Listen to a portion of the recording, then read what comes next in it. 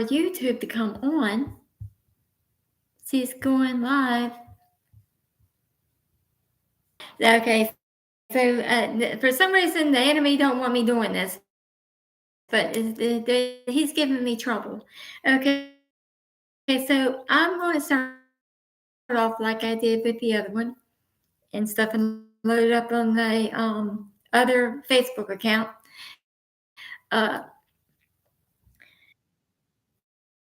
I seen a post on the social medias where it said that geoengineers can start a storm. So I looked that up, and I think I put in the wrong thing because it said yes, they can. But then I went in and I put in, can humans start a storm? Get a storm started? No, they can't. And I said, okay, let me try this. And just before I put these videos on, I said, can ask the same question I did originally. Can geoengineers create a storm? The answer was no. But so what? So what if they did? See, we get started when what we should be concerned about is who the storm obeys.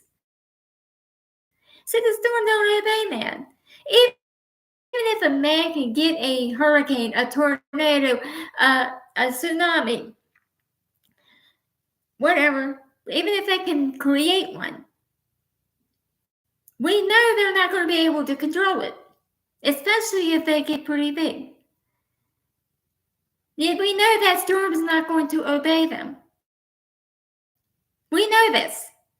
So why are we worried about what man can do when we know who has authority over all things? I'm going to start reading. I'm going to say this before I do.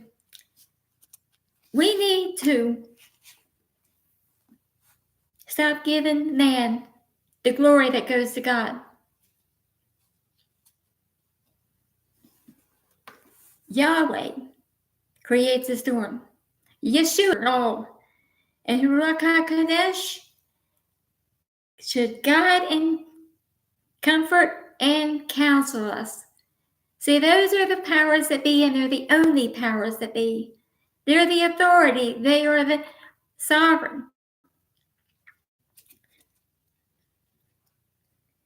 There follows a sound, a roar. He is thundering with his majestic voice, and he keeps releasing the lightning even while his voice is being heard. God thunders wonderfully with his voice. He does great things beyond our understanding.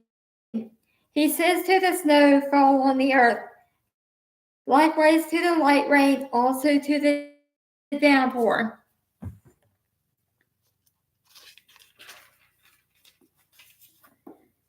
He brings all human activity to a stop, so that everyone he has made can know it. Then the animals go into their lairs and hibernate in their dens.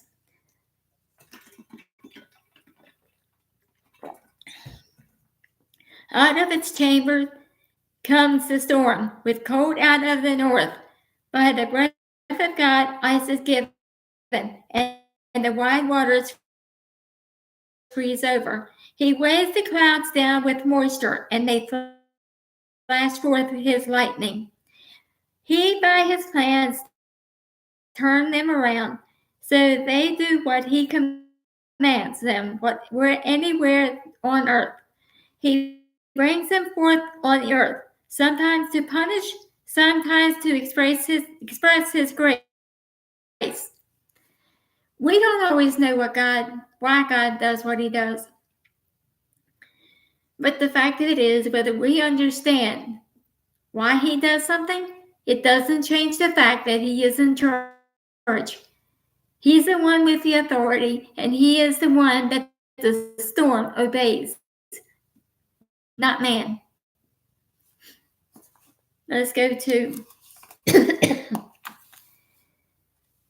Mark chapter 4, starting at verse 37. A furious windstorm arose, and the waves broke over the boat, so that he was close to being swamped. But he was in the stern on a cushion, asleep. They woke him and said to him, Rabbi, doesn't it matter to you that we're about to be killed? He awoke, rebuked the wind, and said to the waves, Quiet, be still. The wind subsided, and there was a dead calm. He said to them, Why are you afraid? Have you no trust even now?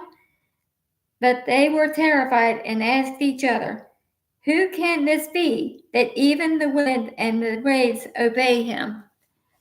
So Yeshua is the Lord over all. There's only one. He deserves to stand, deserves to sit on the throne. And that's no politician. I don't care who. That's nobody in authority. Royalty, politician, kings, queens, presidents.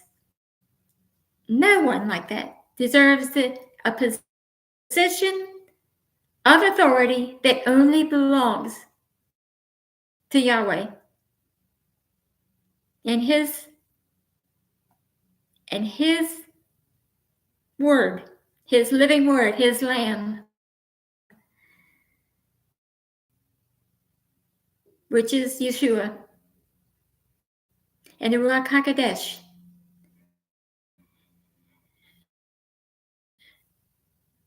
So here's the thing. It's scary. This doing what happened to those in Appalachian. That's sad. And I put power to help them. But instead of us, and I'm just as guilty as the next person, I've been guilty of that too. Instead of us complaining about what they are doing wrong,